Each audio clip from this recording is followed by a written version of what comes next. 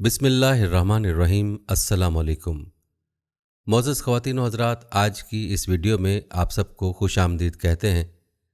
प्यारे दोस्तों और मेरी बहनों, इस वीडियो में सीरतुन नबी के हवाले से हज़ूर नबी अकरम मोहम्मद सल्लल्लाहु अलैहि वसल्लम पर पहली वही का दिलचस्प और मुकम्मल किस्सा आपके साथ शेयर करेंगे। बल्कि वीडियो में गार हिरा के हवाले से भी आप दुरुस्त हक़ाइक़ जानेंगे। और हाँ, बहुत से लोगों ने कमेंट सेक्शन में हमें लिखा था कि नबी सल्लल्लाहु अलैहि वसल्लम के पेशे के हवाले से भी बताएं। तो दोस्तों, इस वीडियो में नबी सल्लल्लाहु अलैहि वसल्लम के पेशे के हवाले से भी तफसीली बात करेंगे और साथ ही हजूर सल्लल्लाहु अलैहि वसल्लम का बीबी खदीजा रज़ियल्लाहु अन्हा से निकाह का दिलचस्प किस्सा भी आपके साथ शेयर करेंगे। दोस्तों, ये बात वाज़ेह रहे कि सीरतुन नबी सल्लल्लाहु अलैहि वसल्लम की यह सीरीज़ मुतारिफ़ कराने का मकसद सिर्फ़ ये है कि लोगों तक नबी करीम सल्लल्लाहु अलैहि वसल्लम की ज़िंदगी की सच्ची दास्तान इस तरह पहुंच जाए कि सब आसानी से समझ सकें। हमारी ये वीडियो माँओं, बहनों, भाइयों, टीचर्स, तालबात, बच्चों, बल्कि सब के लिए है और ये वीडियो बहुत ही इंटरेस्टिंग है। बस आपसे रिक्वेस्ट है कि अगर आप हमारे चैनल पर नए हैं तो चैनल को सब्सक्राइब करना मत भूलिएगा, और अगर आप चैनल पर पुराने हैं तो वीडियो को लाइक ज़रूर कीजिएगा। और हाँ, वीडियो मुकम्मल देखने के बाद कमेंट सेक्शन में आप अपनी राय का इजहार भी ज़रूर कीजिएगा। तो चलिए इस वीडियो का बाकायदा आगाज़ इस दरूद पाक से करते हैं कि अरबों खरबों दरूद सलाम खातमुन नबीयीन सैयदना हजूर नबी अकरम मोहम्मद सल्लल्लाहु अलैहि वसल्लम पर, उनकी औलाद, उनकी आल पर, और अल्लाह ताला मग़फ़िरत फरमाए आपकी, मेरी, सारी उम्मत के मुसलमानों की। आमीन या रब्बुल आलमीन। प्यारे दोस्तों और मेरी बहनों, सीरत की कुतब में एक किस्सा यूँ बयान किया जाता है कि जब अल्लाह ताला किसी को कोई इम्तियाज़ी चीज़ या मकाम देने का फ़ैसला कर लेते हैं, चाहे वो नबूवत का मकाम हो या वो दुनिया में किसी इंसान से कोई ख़ास काम लेना चाहते हों, तो अल्लाह ताला उस इंसान के लिए कुछ ख़ास चीज़ें तैयार करते हैं और कुछ ख़ास फ़ैसले उसके लिए करते हैं जो कि इंसान खुद भी नहीं जानता। बीबी मरियम सलाम अलैहा को मालूम नहीं था कि उनके यहाँ बग़ैर शोहर के बेटा पैदा होगा जो कि नबी भी होगा, मगर अल्लाह ताला की प्लानिंग देखिए कि हज़रत मरियम अलैहिस्सलाम की परवरिश बचपन से ही बिल्कुल अलग तरीके से की गई। उनकी पैदाइश से कबल ही उनकी माँ ने ये नज़र मानी थी कि मेरा बेटा हुआ तो उसको अल्लाह की खातिर वक्फ़ कर दूँगी, लेकिन उनको अल्लाह ताला ने बेटी से नवाजा, जिन्होंने अपनी ज़िंदगी मस्जिद के हुजरे में खिलवत में गुजार दी और नबी की माँ बनी। उनके अंदर फितरतन पाक दामनी और तकवा मौजूद था। गर्ज़ ये कि जब अल्लाह ताला को किसी से कोई काम लेना होता है तो अल्लाह ताला उसके लिए पहले से ख़ास इंतज़ामात फरमाते हैं जो हमारी समझ से बाहर होते हैं। इसी तरह जब अल्लाह ताला किसी को नबूवत अता करने का इरादा फरमाते हैं तो उसको बचपन से ही कुछ इम्तियाज़ी सिफ़ात अता फरमाते हैं और सगीरा गुनाहों से भी बाज रखते हैं। मिसाल के तौर पर नबी करीम सल्लल्लाहु अलैहि वसल्लम बचपन में कभी किसी शादी में नहीं गए, हालांकि शादियों में जाना कोई गुनाह का काम तो नहीं है। इसी तरह तब तो शराब हलाल थी, लेकिन आप सल्लल्लाहु अलैहि वसल्लम ने कभी शराब नहीं पी, बल्कि हमेशा दूध को पसंद फरमाया। इसी तरह कबल नबूवत सूद बिल्कुल आम था, लेकिन आप सल्लल्लाहु अलैहि वसल्लम ने कभी सूद नहीं लिया। जुल्म का निज़ाम आम था, लेकिन आप सल्लल्लाहु अलैहि वसल्लम ने कभी उसमें हिस्सा नहीं लिया। बल्कि एक रिवायत में आता है कि आप सल्लल्लाहु अलैहि वसल्लम ने एक शादी में जाने का सोचा कि मैं देखूंगा कि कुरैश की शादियां कैसी होती हैं, मगर आपको ऐसी नींद आ गई कि आप नहीं जा पाए। एक दूसरी रिवायत में आता है कि कोई खेल तमाशा वाला आए हुए थे तो आप सल्लल्लाहु अलैहि वसल्लम ने खेल तमाशा देखने का इरादा किया, मगर अल्लाह ताला ने आप सल्लल्लाहु अलैहि वसल्लम पर नींद तारी फरमा दी और आप वो खेल तमाशा नहीं देख सके। हज़रत ज़ैद बिन हारिसा रज़ियल्लाहु ताला अन्हु आप सल्लल्लाहु अलैहि वसल्लम के ग़ुलाम बताते हैं कि खाना काबा में दो बुत लात और उज़्ज़ा नस्ब हुए थे और आप सल्लल्लाहु अलैहि वसल्लम खाना काबा में इबादत की गर्ज से जाया करते थे। ज़ैद बिन हारिसा कहते हैं कि मैंने एक मरतबा सोचा कि मैं लात और उज़्ज़ा को हाथ लगाकर देखता हूँ कि ये क्या चीज़ है। ज़ाहिर है वो बच्चे थे और बच्चों को मुख्तलिफ़ अशिया को हाथ लगाकर महसूस करने का शौक़ होता है, तो उन्होंने कोशिश की कि उसको हाथ लगाए, मगर आप सल्लल्लाहु अलैहि वसल्लम ने उनको मना किया।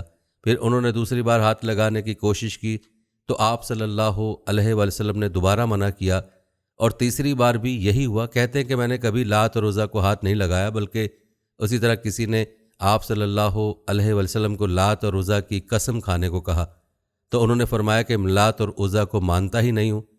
غرض یہ کہ نبوت سے پہلے بھی نبی پاک صلی اللہ علیہ وآلہ وسلم بتوں سے بہت دور رہا کرتے تھے، اور اللہ نے آپ صلی اللہ علیہ وآلہ وسلم کو گناہوں اور شرک سے پاک رکھا۔ نبوت سے متعلق اللہ تعالیٰ کی ایک سنت رہی ہے کہ کسی نبی کو 40 سال سے پہلے نبوت نہیں ملی، سوائے چند کے، جیسے حضرت عیسیٰ علیہ السلام کہ انہوں نے پیدا ہوتے ہی اپنی نبوت کا اظہار کر دیا تھا۔ اسی طرح حضرت یحییٰ علیہ السلام کو بھی 40 سال سے پہلے نبوت دی گئی، مگر ایک عام پیٹرن یہی رہا ہے کہ اکثر انبیاء کو 40 سال کے بعد ہی نبوت دی گئی۔ جب اللہ تعالیٰ نے نبوت کے لیے اس خاص عمر کا انتخاب کیا ہے تو ضرور اس میں کوئی حکمت ہوگی۔ اللہ تعالیٰ ہی جانتے ہیں کہ اس 40 سال کے ہندسے میں کیا حکمت ہے، مگر یہ بات مسلم ہے کہ 40 سال کی عمر مرد کی میچورٹی کی انتہا ہوتی ہے۔ انسان کی میچورٹی اس عمر تک حد کامل کو پہنچ جاتی ہے، بلکہ کچھ دلائل سے اس 40 کے ہندسے کی خاصیت کو محسوس کیا گیا ہے، جیسے کہ حضرت موسیٰ علیہ السلام کو جب اللہ تعالیٰ نے کوہ طور پر بلایا تو 40 دن کے لیے بلایا۔ اسی طرح مسجد نبوی کے متعلق ایک حدیث آتی ہے کہ جس شخص نے مسجد نبوی میں 40 نمازیں ادا کیں تو اللہ تعالیٰ اس کو نفاق کی بیماری اور جہنم سے بچا لیتے ہیں۔ یہ بات بھی بتائی جاتی ہے کہ اگر کوئی 40 احادیث یاد کر لے تو وہ عالموں میں شمار کیا جائے گا۔ اسی طرح انسان کی تخلیق کا پورا بایولوجیکل پروسیس بھی 40 دن کے فاصلے پر منحصر ہے۔ پہلے 40 دن انسان ایک نطفے کی شکل میں ہوتا ہے، پھر دوسرے 40 دن جمے ہوئے خون کی شکل میں ہوتا ہے جسے علقہ کہتے ہیں، پھر اگلے 40 دن وہ ایک لوتھڑے یا مضغہ کی شکل میں ہوتا ہے، پھر حدیث میں آتا ہے کہ 120 دن کے اندر اللہ تعالیٰ حضرت جبرائیل کو بھیجتے ہیں اور وہ اس لوتھڑے میں روح ڈالتے ہیں۔ ان دلائل سے معلوم ہوتا ہے کہ اس 40 کے ہندسے میں کوئی حکمت ضرور ہوگی، بہرحال اللہ ہی بہتر جانتا ہے۔ تو دوستو، نبی پاک صلی اللہ علیہ وآلہ وسلم کو بھی 40 سال کی عمر میں نبوت سے نوازا گیا۔ نبوت کی ایک نشانی سچے خواب آنا بھی ہے، جن کو رویا صالحہ کہا جاتا ہے۔ حدیث میں آتا ہے کہ سچے خواب آنا نبوت کا 40واں حصہ ہے۔ بی بی عائشہ رضی اللہ عنہا فرماتی ہیں کہ ایک دفعہ میں نے خواب دیکھا کہ آپ صلی اللہ علیہ وآلہ وسلم کے جسم کا کچھ حصہ کٹ گیا اور جا کر بی بی فاطمہ کے سامنے گر گیا۔ ان کے پاس گرنے کے بعد وہ میری گود میں آ کر گر گیا۔ بی بی عائشہ بہت پریشان ہو گئیں اور ان کو لگا کہ نبی پاک صلی اللہ علیہ وآلہ وسلم کے ساتھ کچھ نقصان ہونے والا ہے، لیکن جب انہوں نے آپ صلی اللہ علیہ وآلہ وسلم سے اس خواب کی تعبیر پوچھی تو آپ صلی اللہ علیہ وآلہ وسلم نے ان کو بتایا کہ اس خواب کی بہت نیک تعبیر ہے۔ اس خواب کی تعبیر یہ ہے کہ میرے جسم کا حصہ فاطمہ ہے اور اس کی گود میں اللہ تعالیٰ حسن اور حسین دیں گے، جو کہ میری توسط سے تمہاری پرورش میں بھی آئیں گے۔ اس سے معلوم ہوتا ہے کہ خوابوں کی تعبیر بعض دفعہ الٹ بھی ہوتی ہے۔ آپ صلی اللہ علیہ وآلہ وسلم بہترین خواب کی تعبیر کرنے والے تھے۔ اگر وہ کسی وجہ سے تعبیر نہ بتا پاتے تو وہ صدیق اکبر رضی اللہ تعالیٰ عنہ کو حکم دیتے کہ اس خواب کی تعبیر بتائیں، جن کو اللہ تعالیٰ نے خوابوں کی تعبیر میں بہت حکمت، عروج اور کمال عطا فرمایا تھا۔ اس کے بعد تابعین کے دور میں بہترین خواب کی تعبیر کرنے والے امام ابن سیرین تھے، اور ان کی ایک کتاب بھی ہے جس کا نام تعبیر رویہ ہے۔ یہ کتاب بہت پیاری ہے اور اس کے اندر انہوں نے کچھ خوابوں کی تعبیر بھی لکھی ہوئی ہے۔ مثلا اگر کسی نے خواب میں ایک سانپ کو دیکھا تو اس کی کیا تعبیر ہے؟ اگر کسی نے انبیاء میں سے حضرت عیسیٰ علیہ السلام، حضرت ابراہیم علیہ السلام یا حضرت موسیٰ علیہ السلام کو دیکھا تو اس کی کیا تعبیر ہو سکتی ہے؟ خواب کے متعلق یہ بھی آتا ہے کہ اس کے بارے میں جھوٹ نہیں بولنا چاہیے کہ میں نے خواب میں کیا دیکھا، کیونکہ یہ بھی جھوٹ میں ہی شمار ہو جاتا ہے۔ آپ صلی اللہ علیہ وآلہ وسلم فرمایا کرتے تھے کہ اگر کسی کو برا خواب آئے تو اپنی دائیں طرف 3 دفعہ تھوک کر اعوذ باللہ من الشیطان الرجیم پڑھ لے اور پھر دوبارہ سو جائے۔ اس خواب کا کسی سے بھی ذکر نہ کرے۔ اگر کسی خواب کی حقیقت نہ سمجھ آ رہی اور وہ خواب انسان کو پریشان کر رہا ہے تو اسے چاہیے کہ کسی صاحب عقل سے اس کا ذکر کرے اور عام شخص سے اس کو بیان نہ کرے۔ ایک حدیث میں آتا ہے کہ خوابوں کی تعبیر بالکل اسی طرح ہوتی ہے جیسے کسی پرندے کے پاؤں پر دانہ رکھا ہو اور وہ گر جائے، یعنی ایک بہت نازک سا معاملہ ہوتا ہے۔ خیالات اور خواب کا فرق یہ ہے کہ خواب ہر وقت گہری نیند میں آتا ہے اور وہ عام طور پر فجر سے پہلے کا وقت ہوتا ہے، جبکہ فجر کے بعد جو بھی خواب آئیں وہ اصل میں خیالات ہوتے ہیں اور سچے خوابوں میں شمار نہیں کیے جاتے۔ تو دوستو، آپ صلی اللہ علیہ وآلہ وسلم کو نبوت سے پہلے اسی طرح سچے خواب آنا شروع ہو گئے۔ نبوت کی ایک نشانی یہ بھی تھی کہ بہت سی چیزیں آپ کو سجدہ تعظیم کیا کرتی تھیں، جیسا کہ درخت اور پتھر وغیرہ۔ اب جیسے جیسے نبوت کا وقت قریب آنے لگا تو آپ صلی اللہ علیہ وآلہ وسلم کی ایک کیفیت ہو گئی کہ ان کا دل چاہتا کہ وہ زیادہ سے زیادہ وقت خلوت میں گزاریں اور دنیاوی زندگی سے دور رہیں۔ یہ وہ زمانہ تھا جس میں نبوت کا اعلان نہیں ہوا تھا، عبادت کے کوئی مخصوص طریقے نہیں تھے اور دین ابراہیمی پر سب چلا کرتے تھے۔ جو لوگ اس وقت بتوں کی پوجا نہیں کیا کرتے تھے وہ سلیم الفطرت کہلاتے تھے، جس کے اندر آپ صلی اللہ علیہ وآلہ وسلم، حضرت ابو بکر اور حضرت علی رضی اللہ تعالیٰ عنہما جیسے بہت سے لوگ شامل تھے۔ یہ لوگ کفر و شرک کے درمیان میں رہنے کے باوجود بتوں کی پوجا نہیں کیا کرتے تھے اور ان کا دین بھی دین ابراہیمی ہی کہلاتا تھا۔ تو آپ صلی اللہ علیہ وآلہ وسلم کا دل دنیا سے ہٹنے لگا اور ان کا دل چاہا کہ وہ کہیں اکیلے بیٹھ کر اللہ کی عبادت میں وقت گزاریں۔ آپ صلی اللہ علیہ وآلہ وسلم نے غار حرا کا انتخاب کیا۔ پیارے دوستو، دو غار ایسے ہیں جن کی آپ صلی اللہ علیہ وآلہ وسلم کے ساتھ نسبت ہے، ایک غار حرا اور دوسرا غار ثور۔ یہ دونوں غار مکہ میں واقع ہیں، بس فرق یہ ہے کہ غار ثور پر چڑھنا بہت مشکل ہے جبکہ غار حرا پر چڑھنا آسان ہے، کیونکہ اس تک جانے کا کچھ راستہ بنا ہوا ہے اور اب تو باقاعدہ لوگوں نے چل چل کر اس پر چڑھنے کا راستہ مزید نمایاں کر دیا ہے۔ غار حرا جیسے پہاڑ کا انتخاب بھی نبی پاک صلی اللہ علیہ وآلہ وسلم کے لیے اللہ تعالیٰ نے کیا تھا۔ آپ صلی اللہ علیہ وآلہ وسلم کا گھر غار حرا سے بہت دور تھا اور اس وقت سڑکیں بھی نہیں بنی ہوئی تھیں، تو آپ صلی اللہ علیہ وآلہ وسلم سفر کر کے جاتے، اپنا کھانا بھی ساتھ لے کر جاتے اور پھر اس غار میں ہفتوں ہفتوں جا کر رہتے۔ وہاں پر آپ صلی اللہ علیہ وآلہ وسلم مراقبہ کیا کرتے اور اللہ تعالیٰ سے لو لگانے جاتے تھے۔ اس وقت غار حرا سے خانہ کعبہ بالکل صاف نظر آتا تھا، تو غالباً اللہ تعالیٰ نے اس غار کا انتخاب اس لیے بھی کیا کیونکہ ان کا مبارک گھر وہاں سے نظر آتا تھا۔ اب تو وہاں بہت سی عمارتیں تعمیر ہو چکی ہیں اور بہت کنسٹرکشن بھی ہوتی ہے، تو غار حرا سے کعبہ نظر نہیں آتا۔ آپ صلی اللہ علیہ وآلہ وسلم کی زوجہ بی بی خدیجہ رضی اللہ عنہا کبھی کبھار غار حرا تک آپ صلی اللہ علیہ وآلہ وسلم کے لیے کھانا لے کر جاتی تھیں۔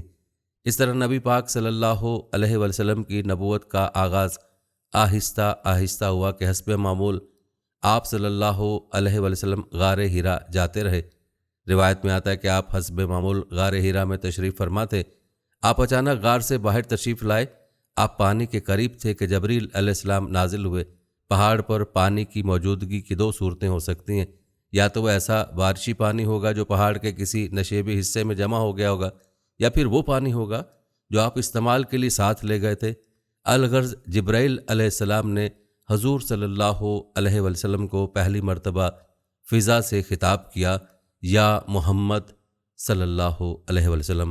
آپ ادھر ادھر دیکھنے لگے، اتنے میں فرشتہ انسانی صورت میں متشکل ہو کر سامنے آ گیا اور آپ سے دوبارہ خطاب کیا، اقرا یعنی پڑھیے۔ بعض روایت میں یوں آتا ہے کہ یہ آیات کسی ٹکڑے پر لکھی ہوئی تھیں اور جبرائیل علیہ السلام نے وہ ٹکڑا حضور صلی اللہ علیہ وآلہ وسلم کے سامنے رکھ کر کہا، اقرا۔ حضور صلی اللہ علیہ وآلہ وسلم نے جواباً فرمایا، ما انا بقاری، میں تو پڑھا ہوا نہیں ہوں۔ بلا شبہ آپ تو امی تھے، النبی الامی آپ کی خصوصیت ہے، اسی لیے آپ صلی اللہ علیہ وآلہ وسلم نے فرمایا کہ میں پڑھا ہوا نہیں ہوں، کیونکہ آپ نے کسی مکتب سے یا کسی استاد سے پڑھنا لکھنا ہی نہیں تھا۔ الغرض آپ کے اس جواب پر جبریل علیہ السلام نے آپ کو اپنے سینے سے لگا کر زور سے اتنا دبایا کہ حضور صلی اللہ علیہ وآلہ وسلم فرماتے ہیں مجھے تکلیف ہونے لگی۔ اس کے بعد جبریل علیہ السلام نے مجھے چھوڑ دیا اور پھر کہا پڑھیے۔ میں نے پھر وہی جواب دیا کہ میں پڑھا ہوا نہیں ہوں۔ حضور صلی اللہ علیہ وآلہ وسلم فرماتے ہیں کہ جبریل علیہ السلام نے دوبارہ پکڑ کر مجھے زور سے دبایا، پھر چھوڑ کر کہا اقرا۔ میرا جواب دوسری مرتبہ بھی یہی تھا کہ میں پڑھا ہوا نہیں ہوں۔ فرماتے ہیں کہ تیسری دفعہ جبریل علیہ السلام نے مجھے پکڑ کر اتنا زور کے ساتھ دبایا جو پہلی دونوں مرتبہ سے زیادہ شدید تھا اور جس سے مجھے سخت تکلیف ہوئی۔ اس نے مجھے چھوڑا، پھر کہا اقرا بسم ربک الذی خلق۔ اب کہ میری زبان جاری ہو گئی اور جو کچھ جبرائیل علیہ السلام نے تلفظ کیا وہ میں نے پڑھا، یعنی یہ ابتدائی 5 آیتیں میں نے پڑھ لیں۔ جبریل علیہ السلام نے آپ کو سینے سے لگا کر کیوں دبایا تھا؟ یہ اثر ڈالنے کے لیے تھا، اس کو توجہ بھی کہتے ہیں۔ دوسرے کے طلب کرنے پر کاملین حضرات جو توجہ ڈالتے ہیں وہ ایسا ہی ہوتا ہے۔ اب انسلاخ ہو رہا ہے، حضور صلی اللہ علیہ وآلہ وسلم کو ملکیت کی طرف لے جایا جا رہا ہے، لہٰذا فرشتے نے آپ کو دبا کر آپ پر اثر ڈالا، جس کا نتیجہ یہ ہوا کہ آپ نے پڑھنا شروع کر دیا۔ حالانکہ امی شخص تو پڑھنے سے قاصر ہوتا ہے، مگر یہاں اس کی وجہ بھی بیان کر دی کہ یہ اللہ تعالیٰ کا کام ہے، وہ ایسا بھی کر سکتا ہے۔ تو گویا یہ 5 آیتیں سب سے پہلے وحی کے طور پر نازل ہوئیں، یعنی حضرت جبرائیل علیہ السلام نے آپ صلی اللہ علیہ وسلم کو چمٹایا اور بھیجا تھا جیسے ہم کسی بچے کو اپنے سینے سے لگاتے ہیں۔ مورخین کہتے ہیں کہ اس دوران جو جبرائیل علیہ السلام کا نور تھا وہ آپ صلی اللہ علیہ وسلم کے اندر متصل ہو گیا، اور آپ صلی اللہ علیہ وسلم کی زبان سے سورہ الگ کی پہلی آیات جاری ہونے لگ گئیں۔ ایک سوال یہ پیدا ہوتا ہے کہ اگر آپ صلی اللہ علیہ وسلم عرب تھے اور عربی زبان بخوبی جانتے تھے تو پھر یہ آیات پڑھنے میں ان کو دشواری کیوں محسوس ہوئی؟ تو اس کا جواب یہ دیا جاتا ہے کہ نبی پاک صلی اللہ علیہ وسلم عربی زبان بولنا تو بخوبی جانتے تھے، البتہ عربی زبان لکھنے اور پڑھنے کی تعلیم ان کو نہیں تھی، اس وجہ سے ان کو لکھی ہوئی آیات پڑھنے میں دشواری محسوس ہو رہی تھی۔ تو دوستو، نبی کریم صلی اللہ علیہ وسلم پر سورہ الگ کی پہلی 5 آیات نازل ہوئیں، اور ان آیات میں کہا گیا کہ اے پیغمبر علیہ السلام، آپ پڑھیے اپنے رب کے نام لے کر، وہ رب جس نے پیدا کیا، جس نے انسان کو جمے ہوئے خون کے لوتھڑے سے پیدا کیا، آپ پڑھیں، اور آپ کا رب بڑا کریم ہے، وہ جس نے قلم کے ذریعے تعلیم دی، انسان کو وہ کچھ سکھایا جو وہ نہیں جانتا تھا۔ پیارے دوستو، جیسا کہ آپ جانتے ہیں کہ کلام اللہ تحریری شکل میں آپ صلی اللہ علیہ وسلم کے پاس آیا تھا، اور چونکہ آپ صلی اللہ علیہ وسلم نے باقاعدہ رسمی تعلیم حاصل نہیں کی تھی کہ وہ پڑھ سکتے، اسی لیے انہوں نے یہ الفاظ فرمائے کہ میں پڑھنا نہیں جانتا۔ اس سے ہرگز یہ مراد نہیں لی جائے گی کہ آپ صلی اللہ علیہ وسلم نے فرمایا کہ میں جاہل ہوں، نعوذ باللہ، اللہ کی پناہ۔ یہاں یہ سوال بھی پیدا ہوتا ہے کہ آپ صلی اللہ علیہ وسلم نے حضرت جبرائیل کو دیکھا تھا یا نہیں؟ اس بارے میں اختلاف رائے ہے، لیکن مستند اور متواتر احادیث سے یہ بات ثابت ہے کہ نبی صلی اللہ علیہ وسلم نے حضرت جبرائیل علیہ السلام کو کم از کم 2 دفعہ ان کے اصل روپ میں دیکھا تھا۔ ان میں سے ایک مرتبہ زمین پر دیکھا، جبکہ ایک مرتبہ آسمانوں میں سفر معراج کے موقع پر دیکھا۔ اس دیدار کی تفصیل آپ انشاءاللہ سفر معراج والی ویڈیو میں جانیں گے۔ زمین پر حضرت جبرائیل کو دیکھنے کے احوال کچھ یوں ہیں کہ ایک مرتبہ آپ صلی اللہ علیہ وسلم نے حضرت جبرائیل علیہ السلام سے عرض کیا کہ میں آپ کو آپ کی اصل حالت میں دیکھنا چاہتا ہوں۔ اس سلسلے میں مختلف روایات موجود ہیں، جن کا نچوڑ یہ ہے کہ جب آپ صلی اللہ علیہ وسلم نے اپنی اس خواہش کا اظہار کیا تو حضرت جبرائیل علیہ السلام نے اپنے پر کھول دیے۔ آپ صلی اللہ علیہ وسلم کا فرمان ہے کہ آسمان سے زمین کے درمیان موجود خلا میں کوئی حصہ ایسا نہ بچا تھا جو کہ ظاہر ہو رہا، یعنی حضرت جبرائیل نے پورے افق پر اپنے پر پھیلا دیے تھے۔ ایک روایت کے مطابق حضرت جبرائیل نے یہ بھی کہا کہ میرے 600 پر ہیں اور ابھی میں نے صرف 2 کھولے ہیں۔ دوسری روایت کے الفاظ کے مطابق حضرت جبرائیل نے فرمایا کہ میرے بہت سے پر ہیں اور ابھی تو میں نے ان میں سے کچھ ہی پر کھولے ہیں۔ ان روایت کو بیان کرنے کا اصل مقصد یہ ہے کہ اگر حضرت جبرائیل پہلی وحی کے موقع پر ہی اپنی اصل حیت میں ظاہر ہو جاتے تو یقیناً حضور صلی اللہ علیہ وسلم گھبرا جاتے، جبکہ وحی بذات خود بھی ایک مشقت آمیز چیز تھی۔ وحی کی کیفیت کے حوالے سے صحابہ کرام سے متعدد روایت مروی ہیں۔ ایک دفعہ ایک صحابی آپ صلی اللہ علیہ وسلم کے ساتھ سفر میں تھے۔ دوران سفر آپ صلی اللہ علیہ وسلم پر وحی کا نزول ہوا۔ اس دوران ان صحابی کے اوپر آپ صلی اللہ علیہ وسلم کا وزن پڑتا رہا۔ صحابی کہتے ہیں کہ مجھے ایسا لگا کہ آج میری ران ٹوٹ جائے گی۔ یاد رہے کہ آپ صلی اللہ علیہ وسلم ہرگز فربا جسامت کے نہ تھے، لیکن ان صحابی کو بہت زیادہ بوجھ محسوس ہوا۔ وہ بوجھ دراصل وحی کا بوجھ تھا۔ ایک اور روایت میں آتا ہے کہ جب وحی کا نزول ہوتا تھا تو آپ صلی اللہ علیہ وسلم کے جسم مبارک سے سردی کے موسم میں بھی پسینہ چھوٹنے لگتا اور یکدم کپ کپی طاری ہو جاتی۔ پہلی وحی کے نزول کے موقع پر بھی بعض روایت کے مطابق آپ صلی اللہ علیہ وسلم جب گھر تشریف لائے تو فرمایا زملونی زملونی، یعنی مجھے کمبل اڑا دو، مجھے کمبل اڑا دو۔ یاد رہے کہ اس موقع پر آپ صلی اللہ علیہ وسلم نے حضرت جبرائیل کو انسان کی شکل میں دیکھا تھا، ان کی اصل صورت میں نہیں دیکھا تھا۔ اس کے باوجود آپ صلی اللہ علیہ وسلم اس قدر گھبراہٹ کا شکار اور خوف زدہ تھے۔ اس گھبراہٹ اور خوف کی وجہ دراصل ان کے اندر پیدا ہونے والی وہ نئی کیفیت تھی جسے وہ بیان کرنے سے قاصر تھے۔ روایت میں آتا ہے کہ حضرت جبرائیل آپ صلی اللہ علیہ وسلم کے پاس زیادہ تر ایک صحابی دحیہ کلبی رضی اللہ تعالیٰ عنہ کی شکل میں آتے تھے۔ حضرت دحیہ کلبی بہت ہی خوبصورت انسان تھے۔ حضرت جبرائیل کے انسانی شکل میں آنے کے بارے میں حدیث جبرائیل مشہور ہے۔ اس کے مطابق ایک بدو آپ صلی اللہ علیہ وسلم کی خدمت میں حاضر ہوا اور چند سوالات کیے۔ اس بدو کے سوالات اور حضور صلی اللہ علیہ وسلم کے جوابات کو حدیث جبرائیل کہتے ہیں، اور یہ نہایت طویل اور مشہور حدیث ہے۔ دراصل یہ حضرت جبرائیل تھے جو بدو کی شکل میں ظاہر ہوئے تھے۔ حضور اکرم صلی اللہ علیہ وسلم نے بعد ازاں صحابہ سے استفسار کیا، کیا تم جانتے ہو کہ شخص کون تھا؟ صحابہ نے جواب دیا کہ اللہ اور اس کے رسول صلی اللہ علیہ وسلم ہی بہتر جانتے ہیں۔ آپ صلی اللہ علیہ وسلم نے فرمایا کہ حضرت جبرائیل تھے جو تمہیں علم دین سکھانے کے لیے میرے پاس یہ سوال کرنے آئے تھے۔ اس کے علاوہ بھی وہی دیگر مختلف طریقوں سے آپ صلی اللہ علیہ وسلم کے پاس آیا کرتی تھی۔ کبھی اللہ تعالیٰ آپ صلی اللہ علیہ وسلم سے براہ راست مخاطب ہو جایا کرتے تھے، لیکن اکثر حضرت جبرائیل ہی وہی لے کر آتے۔ بہرحال میں بات کر رہا تھا کہ جب پہلی وحی نازل ہوئی، یعنی آپ صلی اللہ علیہ وسلم پر سورہ الگ کی 5 آیات نازل ہوئیں، تو آپ صلی اللہ علیہ وسلم گھبرا گئے۔ آپ صلی اللہ علیہ وسلم اس وقت غار حرا میں تھے۔ وہاں سے سیدھا گھر واپس آ گئے اور حضرت بی بی خدیجہ سے کہا، زملونی یعنی مجھے چادر اڑا دو، مجھے چادر اڑا دو۔ آپ صلی اللہ علیہ وسلم کا چہرہ مبارک زرد تھا اور آپ بہت پریشان دکھائی دے رہے تھے۔ یہ حالت دیکھ کر حضرت خدیجہ بھی پریشان ہو گئیں۔ ان کے پوچھنے پر حضور صلی اللہ علیہ وسلم نے پورا واقعہ سنا دیا۔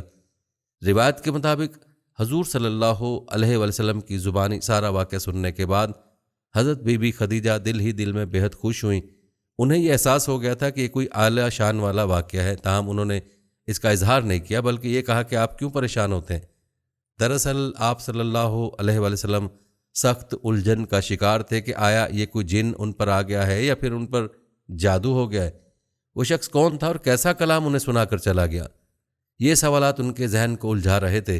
حضرت خدیجہ رضی اللہ عنہا نے تسلی آمیز لہجے میں کہا کہ حضور، آپ تو نہایت ہی ایماندار اور سچے انسان ہیں، غریبوں کی مدد کرتے ہیں اور رشتہ داروں کا خیال کرتے ہیں، تو ایسا کیسے ہو سکتا ہے کہ آپ کے ساتھ کچھ برا ہو؟ انہوں نے مزید کہا کہ میں آپ کو اپنے کزن ورقہ بن نوفل کے پاس لے جاتی ہوں۔ ورقہ بن نوفل بہت بڑے راہب، عالم اور دین نصارہ کے پیروکار تھے۔ وہ نہ تو مشرک تھے کہ بتوں کو پوجتے اور نہ ہی حضرت عیسیٰ علیہ السلام کو خدا مانتے تھے۔ اہل عرب ان کے علم کی وجہ سے ان کی بہت قدر کرتے تھے۔ اسی طرح روایت میں ایک اور صاحب علم حکیم سادہ کا تذکرہ آتا ہے۔ وہ اس قدر پہنچے ہوئے بزرگ تھے کہ جنگلی درندے، شیر، چیتے، بھالو وغیرہ تک ان کی بات سمجھتے تھے، یعنی ان کے حکم پر عمل کرتے تھے۔ وہ اگر کہتے تھے کہ تم یہاں سے ہٹ جاؤ اور دیگر جانوروں کو پانی پینے دو، تو وہ جانور ان کی بات مانتے تھے۔ غرض یہ کہ ورقہ بن نوفل اور حکیم سعد جیسے بزرگ اور صاحب علم ہستیاں اور اس وقت کے مطابق صحیح دین پر ہونے کے باوجود اللہ نے نبی کریم صلی اللہ علیہ وسلم کو ہی نبوت کے لیے چنا۔ تو دوستو، جب حضرت خدیجہ حضور اکرم صلی اللہ علیہ وسلم کے ہمراہ ورقہ بن نوفل کے پاس پہنچیں اور پورا واقعہ سنایا، ورقہ بن نوفل نے پورا قصہ سننے کے بعد بی بی خدیجہ سے کہا کہ خوشخبری ہو اے خدیجہ تمہارے لیے، تمہارے شوہر کے پاس تو وہ ناموس آیا جو حضرت موسیٰ علیہ السلام پر اترا تھا۔ گویا کہ ورقہ بن نوفل نے گواہی دے دی کہ حضرت محمد صلی اللہ علیہ وسلم کے پاس وہی فرشتہ وحی لے کر آیا جو حضرت موسیٰ کے پاس وحی لے کر آتا تھا۔ انہوں نے دونوں کو تسلی دی اور کہا کہ یہ تو بہت خوشی کی خبر ہے۔ اس وقت تک ورقہ بن نوفل عمر رسیدہ ہو چکے تھے۔ انہوں نے اپنی عمر گزر جانے پر حسرت کا اظہار کرتے ہوئے کہا کہ کاش میں جوان ہوتا اور اس وقت تک زندہ رہتا جب آپ دین کی تبلیغ میں مشغول ہوتے تو میں آپ کی مدد کر سکتا۔ حضرت خدیجہ کی اس فعل اور سیرت نبوی صلی اللہ علیہ وسلم کے اس پہلو سے ہمیں سبق ملتا ہے کہ شوہر کی پریشانی میں بیوی کی دلجوئی کتنی اہم ہوتی ہے۔ نزول وحی کے آغاز پر آپ صلی اللہ علیہ وسلم کی عمر مبارک 40 برس ہو چکی تھی، یعنی آپ کم سن نہ تھے بلکہ پختہ عمر کے حامل حکمت والے تھے۔ اس کے باوجود بھی آپ پریشان ہو گئے۔ ایسے موقع پر حضرت خدیجہ نے آپ صلی اللہ علیہ وسلم کی بات کو رد کرنے کی بجائے توجہ سے سنا اور ان کا ساتھ دیا۔ ان کی دلجوئی کرتے ہوئے ان کی اچھائیاں ان کو یاد دلائیں اور یہ تسلی دی کہ آپ کے ساتھ برا نہیں ہو سکتا۔ یہاں ایک اور نقطہ بھی اہم ہے کہ بی بی خدیجہ دل ہی دل میں بہت خوش ہوئی تھیں، کیونکہ ان کو اندازہ ہو گیا تھا کہ حضور اکرم صلی اللہ علیہ وسلم پر کوئی بہت ہی عالیشان کلام نازل ہوا ہے۔ تاہم انہوں نے اس خوشی کے اظہار سے گریز کیا۔ انہوں نے شوہر کی پریشانی میں خود کو بھی پریشان ظاہر کیا۔ اس سے میاں بیوی کے رشتے کی اہمیت ظاہر ہوتی ہے۔ حضور اکرم صلی اللہ علیہ وسلم پریشانی کے عالم میں فوری طور پر اپنی بیوی خدیجہ رضی اللہ عنہا کے پاس آئے یہ صرف اسی صورت میں ممکن ہے کہ جب میاں بیوی کے درمیان تعلق بے حد مضبوط اور محبت سے معمور ہو۔ میاں بیوی کے درمیان ایسا تعلق ہونا چاہیے کہ جب شوہر پریشان ہو تو بیوی اس کی غم گسار ثابت ہو، اور جب بیوی پریشان ہو تو شوہر میٹھے لہجے میں اس کی تسلی کا سامان کرے۔ حضرت خدیجہ رضی اللہ عنہا نے بھی اپنے شوہر کی پریشانی دور کرنے اور ان کو ہر ممکن تسلی کے لیے خود کو محض باتوں تک ہی محدود نہ رکھا، بلکہ ایسی صورتحال میں بہترین علم رکھنے والے فرد کے پاس لے کے گئیں تاکہ حضور اکرم صلی اللہ علیہ وآلہ وسلم کو تسلی ہو جائے۔ یہ بیوی کے روایتی کردار سے ایک قدم آگے کا کردار تھا، جو کہ بالعموم شوہروں کا کردار ہوتا ہے۔ اس سے یہ معلوم ہوتا ہے کہ اگر بیوی کو کبھی وہ کام کرنے پڑ جائیں جو کہ دراصل شوہر کی ذمہ داری ہیں تو اس میں کوئی حرج نہیں۔ اسی لیے ضرب مثل مشہور ہے کہ میاں بیوی گاڑی کے دو پہیے ہیں، اگر ایک پہیہ نہیں چلے گا تو گاڑی آگے نہیں بڑھ سکتی۔ بی بی خدیجہ رضی اللہ عنہا نے بھی اپنے شوہر کی پریشانی دور کرنے کے لیے ہر ممکن حد تک کوشش کی۔ ورقہ بن نوفل نے بھی اس موقع پر تسلی دیتے ہوئے کہا کہ اے اللہ کے نبی صلی اللہ علیہ وآلہ وسلم، آپ تو غریبوں کی مدد کرتے ہیں، رشتہ داروں کا خیال رکھتے ہیں، یتیموں، بیواؤں، بے سہارا لوگوں کے ہادی ہیں، پھر آپ کے ساتھ کوئی غلط چیز کیسے ہو سکتی ہے؟ البتہ انہوں نے بتایا کہ ایک دن ایسا آئے گا جب اہل مکہ آپ صلی اللہ علیہ وآلہ وسلم کو مکہ سے نکال دیں گے۔ آپ صلی اللہ علیہ وآلہ وسلم کو یہ سن کر بہت عجیب محسوس ہوا اور فرمایا کہ کیا وہ مجھے نکال دیں گے؟ یہ بالکل ایسے ہی ہے کہ کوئی ہم سے کہے کہ آج سے 20 برس بعد تمہاری اولاد یا تمہارے شہر یا ملک والے تمہیں تمہارے گھر سے نکال دیں گے۔ ایسی صورت میں کسی بھی شخص کا قدرتی رد عمل یہی ہوگا کہ کوئی اسے کیسے اس کے ملک، شہر یا گھر سے نکال سکتا ہے؟ کسی کو اس کا کیا حق پہنچتا ہے؟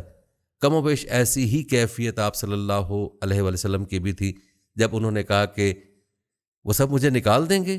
یہ سن کر ورقہ بن نوفل نے آپ صلی اللہ علیہ وآلہ وسلم کو تسلی دی کہ یا رسول اللہ، آپ گھبرائیے نہیں، ہر نبی کے ساتھ ایسا ہوا ہے کہ اسے اس کی قوم نے اپنے ملک یا اپنی بستی سے نکل جانے پر مجبور کیا اور اسے ہجرت کا حکم دیا گیا۔ ورقہ کی تسلی کے باوجود آپ صلی اللہ علیہ وآلہ وسلم الجھن میں تھے کہ کیسے ممکن ہے کہ اہل مکہ مجھے نکال دیں گے، جبکہ میں تو لوگوں کا اتنا خیال رکھتا ہوں اور میں نے کبھی کسی کے ساتھ برا سلوک نہیں کیا۔ اس پر ورقہ بن نوفل نے کہا کہ آپ گھبرائیے نہیں، لیکن کاش میں اس وقت تک زندہ ہوتا جب یہ آپ کو یہاں سے نکالیں گے اور میں آپ کی کچھ مدد کر سکتا۔ اس موقع پر دوستو ایک اور اہم نکتہ بھی سمجھ لیجئے کہ نبوت اور رسالت میں کیا فرق ہے۔ نبوت ایک علیحدہ منصب ہے جبکہ رسالت ایک علیحدہ منصب ہے۔ نبی کو شریعت نہیں دی جاتی، یعنی ان پر کوئی آسمانی کتاب نازل نہیں ہوتی ہے۔ اس کے برعکس رسول نبی بھی ہوتا ہے بلکہ اس کو شریعت یعنی آسمانی کتاب بھی دی جاتی ہے۔ مثال کے طور پر حضرت موسیٰ علیہ السلام کے بھائی حضرت ہارون علیہ السلام نبی تو تھے مگر وہ رسول نہیں تھے، جبکہ حضرت موسیٰ اور حضرت عیسیٰ نبی اور رسول دونوں تھے۔ مختصر اور آسان الفاظ میں یوں کہا جا سکتا ہے کہ ہر رسول نبی تو ہوتا ہے لیکن ہر نبی رسول نہیں ہو سکتا۔ نبی پر وحی نازل ہو سکتی ہے مگر اس کو شریعت نہیں دی جاتی۔ شریعت کو سادہ الفاظ میں یوں سمجھا جا سکتا ہے کہ یہ احکامات ہیں جو بتاتے ہیں کہ شریعت کے پیروکار کون سے کام کریں گے تو جنت میں جائیں گے اور کن کاموں پر دوزخ کا عذاب ملے گا۔ یہ شریعت رسالت کے منصب پر فائز ہستی کو سونپی جاتی ہے۔ لہذا سورہ الگ کی ابتدائی 5 آیات کے نزول سے یہ بات ثابت ہوتی ہے کہ آپ صلی اللہ علیہ وآلہ وسلم نبی ہونے کے ساتھ ساتھ رسول بھی ہیں۔ پیارے دوستو، پہلی وحی کے نزول کے بعد طویل عرصے تک وحی کا سلسلہ منقطع رہا۔ کون سی آیات اگلی وحی کے طور پر اتریں، اس بارے میں اگرچہ اختلاف بھی ہے کہ سورہ مدثر کی ابتدائی آیات دوسری وحی تھی یا سورہ مزمل کی ابتدائی آیات، تاہم مفسرین کی اکثریت کی رائے ہے کہ دوسری وحی سورہ مدثر کی آیات ہیں۔ مقصود بیان یہ ہے کہ خواہ سورہ مدثر کی ابتدائی آیات ہوں یا پھر سورہ مزمل کی ابتدائی آیات، دونوں صورتوں میں اللہ سبحانہ تعالیٰ کا طرز خطاب قابل غور ہے۔ عرب میں کسی فرد کے تعارف کے لیے 3 طریقے عام ہیں۔ اول شخص کا نام، دوم اس کی کنیت، سوم اس کا لقب۔ حضور صلی اللہ علیہ وآلہ وسلم کا نام محمد تھا جبکہ کنیت ابو القاسم تھی۔ آپ صلی اللہ علیہ وآلہ وسلم کے بے شمار لقب تھے جن میں مزمل، مدثر، یاسین، طٰہٰ، الرسول، النبی وغیرہ شامل ہیں۔ عرب میں محبت کے اظہار کے لیے لقب یا کنیت سے پکارتے ہیں۔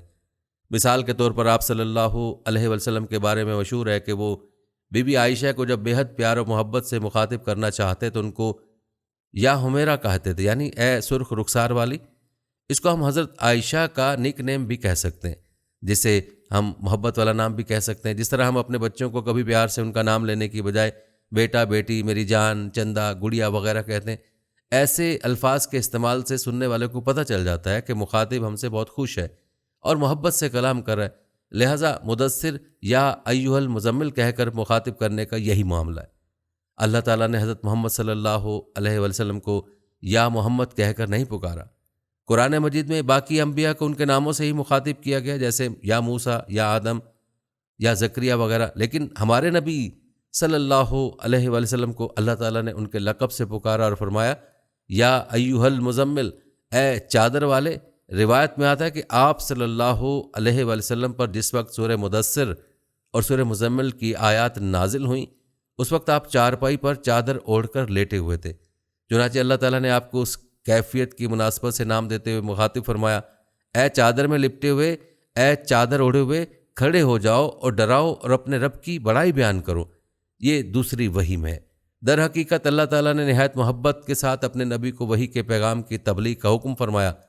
پھر رسول صلی اللہ علیہ وسلم نے بھی اسی پیار و محبت اور حکمت کے ساتھ اس پیغام کو ہم تک پہنچایا. اب ہمارا بھی یہ فرض بنتا ہے کہ ہم حسب استطاعت ان احکام الہی کو اتنے ہی پیار، محبت اور حکمت کے ساتھ اگلی نسل تک پہنچائیں. یاد رکھیں کہ تشدد آمیز الفاظ، سخت گفتگو سے تبلیغ دین کبھی بھی مؤثر نہیں ہو سکتی.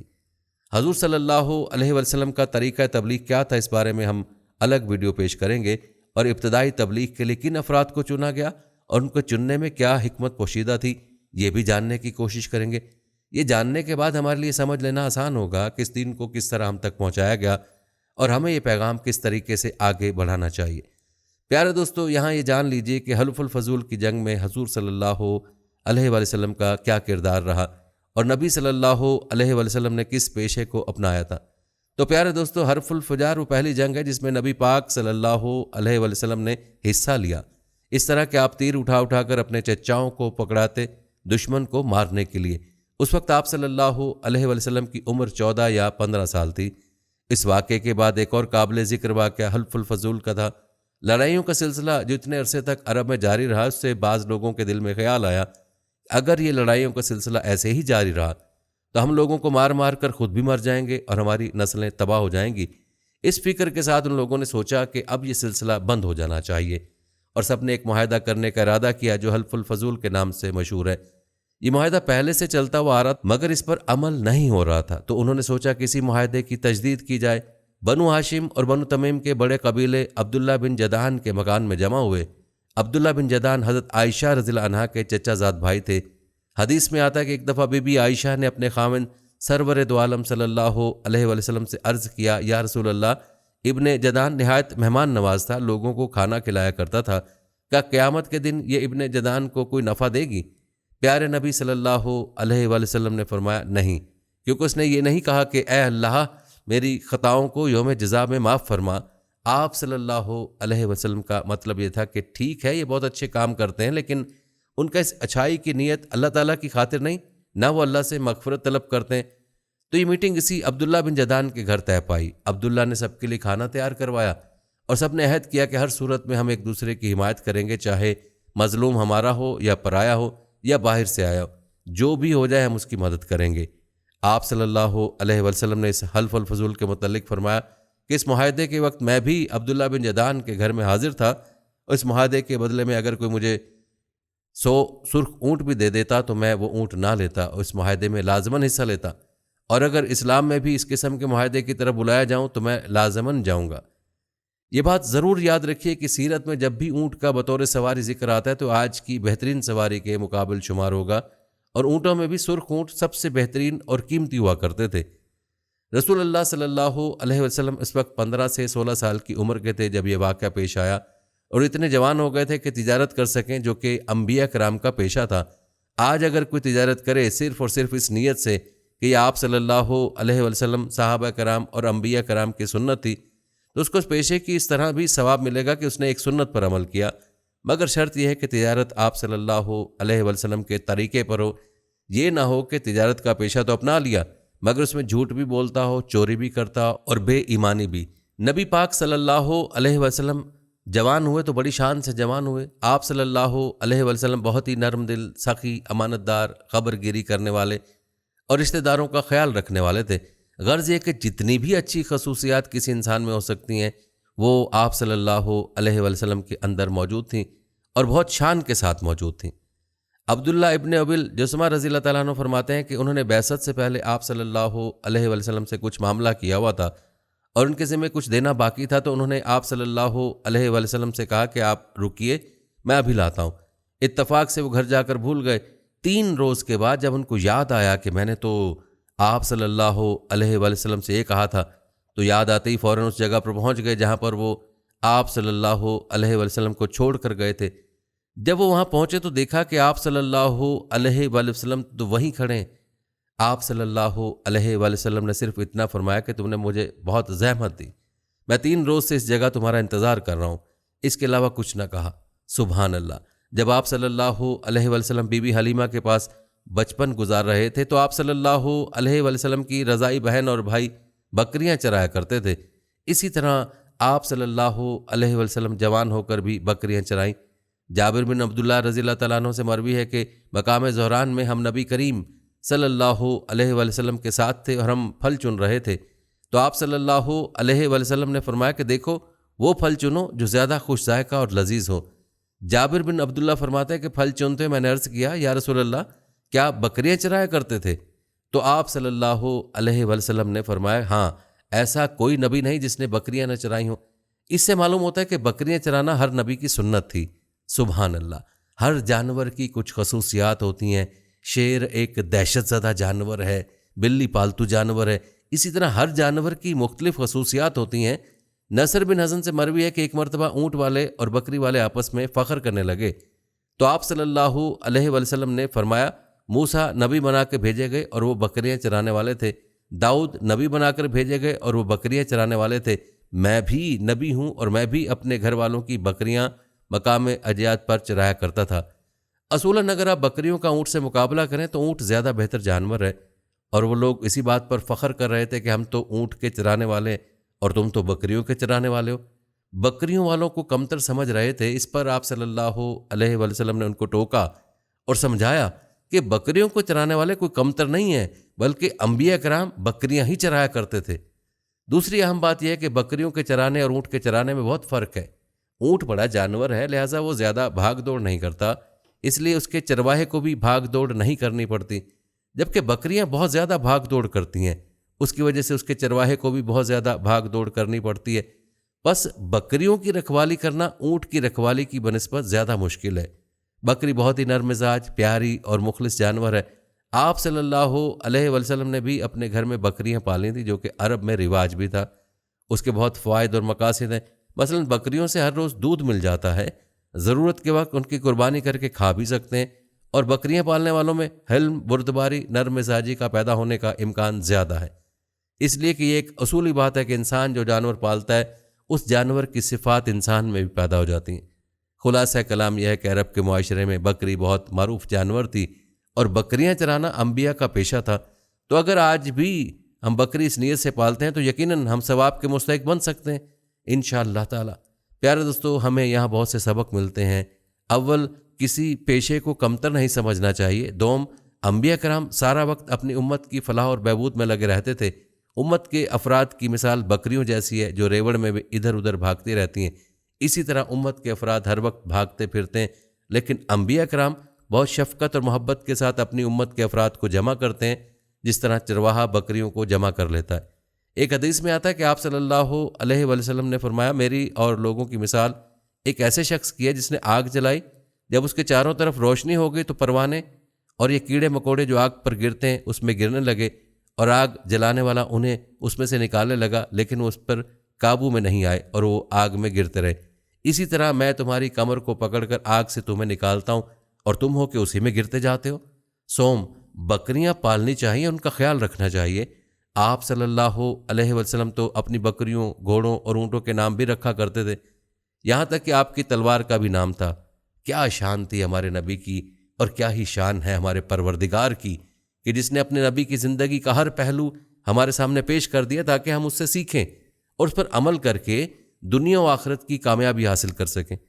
پیارے دوستو، یہاں حضور صلی اللہ علیہ وسلم کا بی بی خدیجہ رضی اللہ عنہا سے نکاح کیسے ہوا، اس حوالے سے بھی جانتے ہیں۔ پیارے دوستو، بی بی خدیجہ رضی اللہ عنہا عرب کے بہت معزز خاندان کی مالدار خاتون تھیں۔ وہ اپنی محنت اور حکمت کی وجہ سے ایک بہت اچھی کاروباری عورت ثابت ہوئیں۔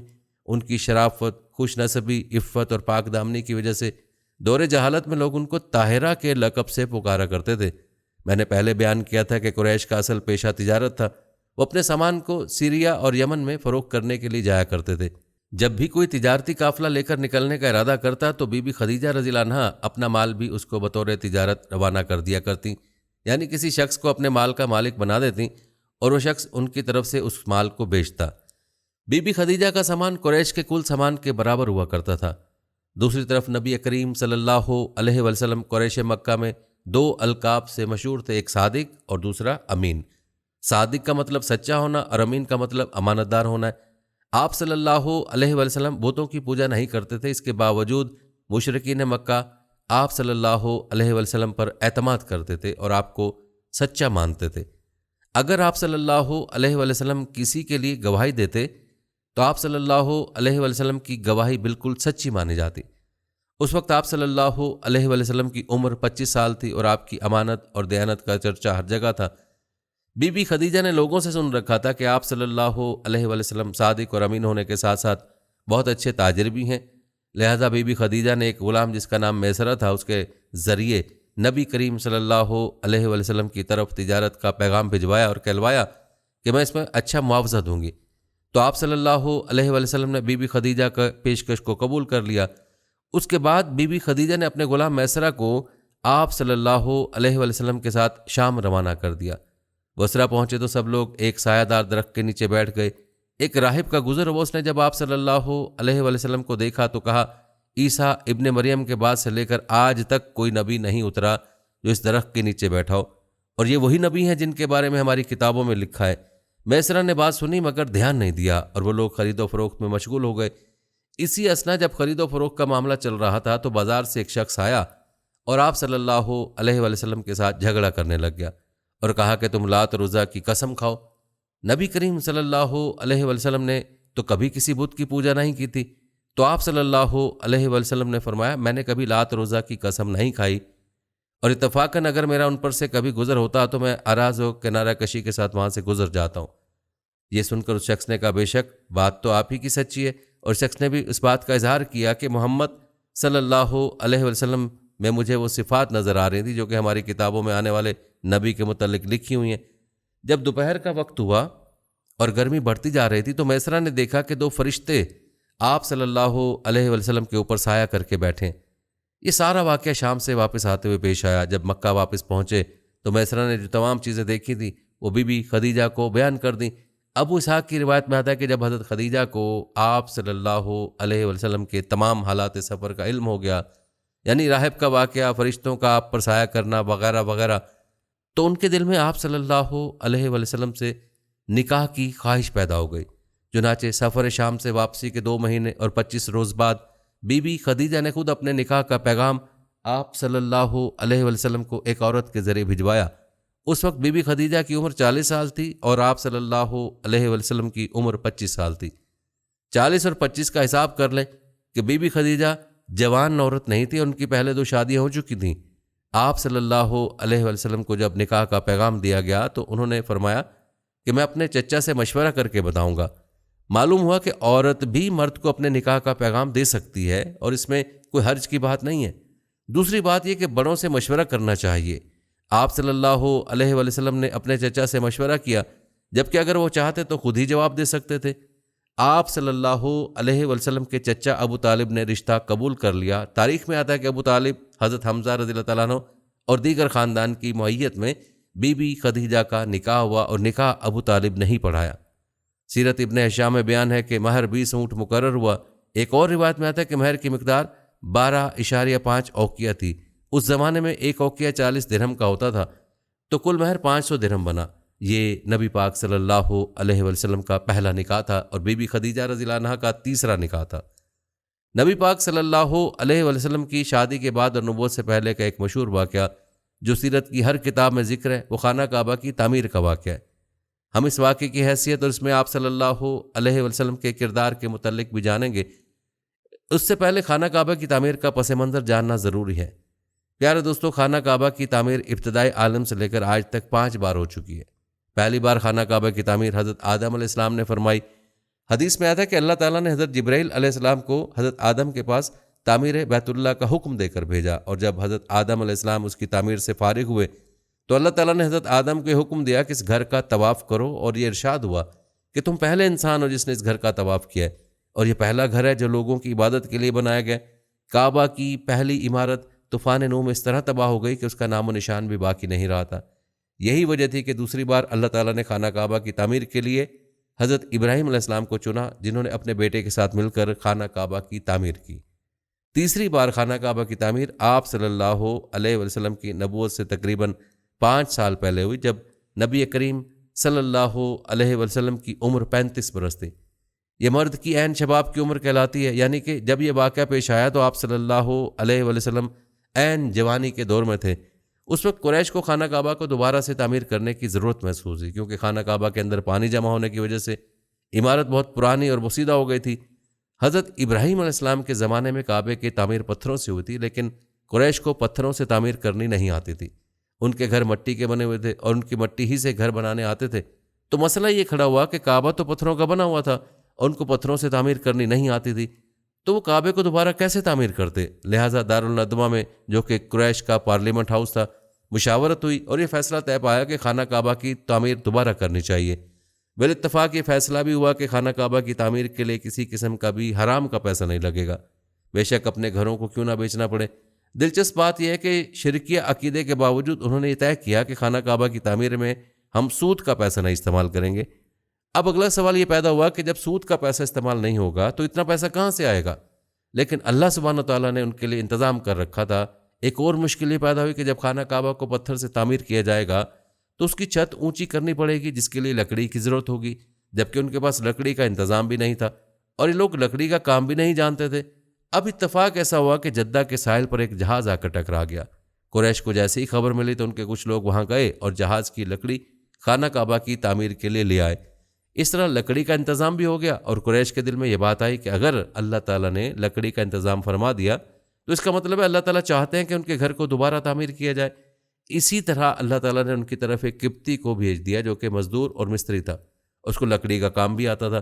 قبطی ایک غلام قوم کے باشندے کو کہا جاتا تھا۔ یہ قوم حضرت موسیٰ علیہ السلام کے دور میں تھی۔ اب مکہ کے لوگوں کے دلوں میں خوف پیدا ہوا تھا کہ جب کعبہ کو گرانے کے لیے ابراہا ہاتھیوں کا لشکر لے کر آیا تھا تو اس کے ساتھ اللہ تعالیٰ نے کیا معاملہ کیا۔ ان کی نیت بالکل پاک اور صاف تھی، لیکن بہرحال کعبے کی تعمیر کے لیے اسے گرانا ضروری تھا، تو ان کے یہ خیال پیش آیا کہ ایسا نہ ہو کہ اللہ تعالیٰ ہم سے ناراض ہو جائیں۔